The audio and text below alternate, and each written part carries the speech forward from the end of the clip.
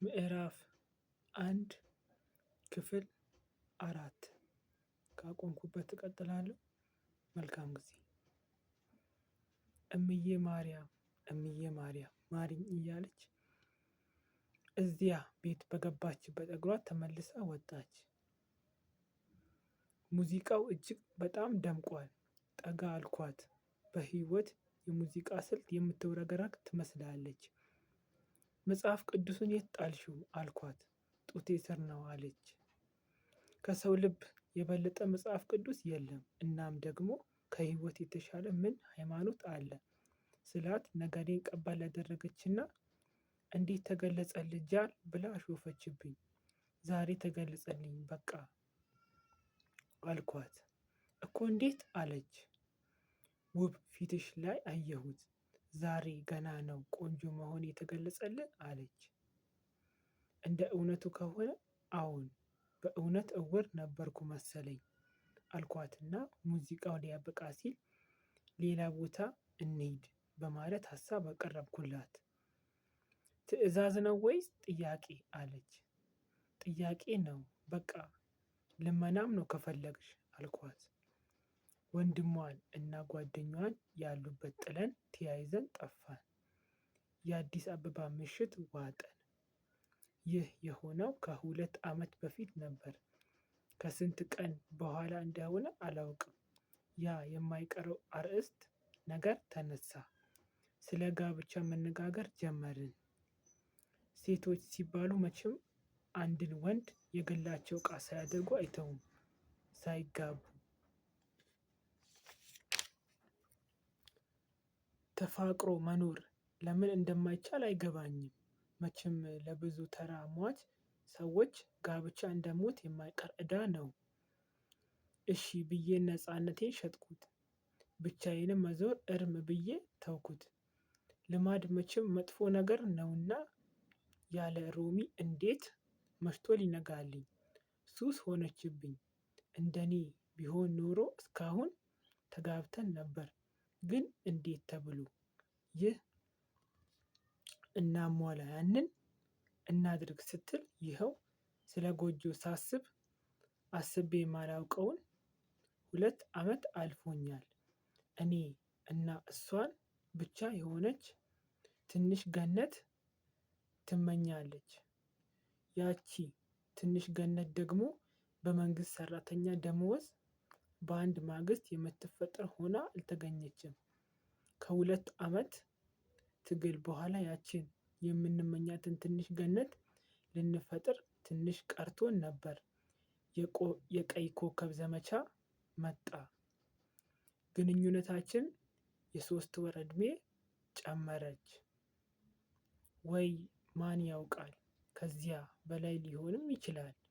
ሁሉ ነገር እንዳሰብኩት አይሳካም። ህይወት እንደዚህ ናት። መኪናዬን ወስጄ ሃንጋሪ መግቢያ ላይ አቆምኩት። ወታደሩ ሲቪል ይተራመሳል። ወታደራዊ ማርሽ ከሩቅ ይሰማል። 5 ደቂቃ ያክል ዘግይቻለሁ። 3 ወር ምን አላት ብለሽ ነው? ነገ ናት ይልቅ ደስ በሚል ፈገግታሽ ሸኚኝ እሺ ብዬ አገጯን ይዤ ወደ ላይ ቀና አደረኳት። ልቤ ክፉኛ ተንጠልጥሏል። በግድ ከንፈሮቿን አላቃ ፈገግ አለች። ፈገግታዋ አላረካኝም። በሃይል እንድትስቅ በማለት ብብቷን ውስጥ ገብቼ ኮረኮርኳት። መኮርኮር አትወድም። ከኮረኮሯት ያሏትን ታደርጋለች። በሞቴ ፀግዬ ብላ ሳቀች። ሳቋ እንደ ጥዑም ሙዚቃ ደስ ይላል። ሰው እንዳያየን ገልመጥ ብዬ የስርቆት ያህል ከንፈሯን ከሳምኩ በኋላ የመኪናውን ቁልፍ ሰጥቻት ልወርድ ስል እጄን ያዝ አድርጋ ፀግዬ ልቤ ፈራ እኔ እንጃልኝ አለች። የዘማች እጮኛ ቆራጥ መሆን ያለባት። አይዞሽ ፈገግ በይ አልኳት። እንደሱ ማለቴ አይደለም። ታዲያ ምን? አንተ የደረስክበት ሁሉ ቤትህ ነው። ትለምዳለህ። ፍቅሬን ለሌላ እንዳትሰጥብኝ ፈራሁ። የአስመራ ሹሩባዎች ከዓይን የቀደሙ ጨልፊቶች ናቸው አሉ አለች። አንቺን የምታስንቅ ከተገኘች ግን በጨረታ አልገደድም። ግን አይመስለኝም። ስጋት አይግባሽ ቻው። በነገራችን ላይ ይህን የሞተ መኪና ጋራዥ አስገቢልኝ። እንደደረስኩ እደውልልሻለሁ ብያት እንባዋን ላለማየት ጥያት ሮጥኩ። እኔም ሆዴን ባርባር ብሎኝ ነበር። የሚወዱት ሰው ለአጭር ጊዜም ይሁን መለየት መቼም ስቃይ ነው።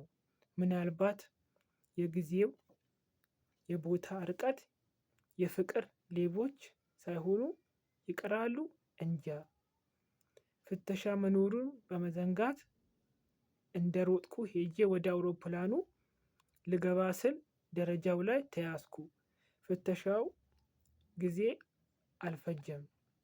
አንድ ወታደር ዳሰስ ዳሰስ ቸብ አድርጎ ለቀቀኝ። ሊቀመንበሩ ወደ አውሮፕላኑ በመምጣት ላይ ነበሩ። ተጓዡ ሁሉ ስፍራውን ቀደም ብሎ ይዟል። ፕሮቶኮል ሹም አፈጠነኝ። ሰው ሁሉ ቀደም ብሎ ስፍራው ካልያዘ ይጨናነቃል፣ እድሉ ያማርራል፣ ይጉረመረማል፣ ይነጫነጫል። በያዘው ሲስተም መሰረት አስሬ ይጣራል። እኔ ብቻ ነበርኩ ወደ ኋላ የቀረሁት። ገና ሲያየኝ በታላቅ እፎይታ ተነፈሰና ምነው ጓድ ጸጋዬ አለኝ። እዚህ ነበርኩ እኮ አልኩት በውሸት ፈገግ ብዬ። እናንተን ለማስታወቂያ ሚኒስቴር ሰዎች ምን ቢያደርጓችሁ ይሻላል? መቼም ይሁን በተፈለጋችሁበት ቦታ በጊዜ ለመድረስ የምትችሉ አይደላችሁም።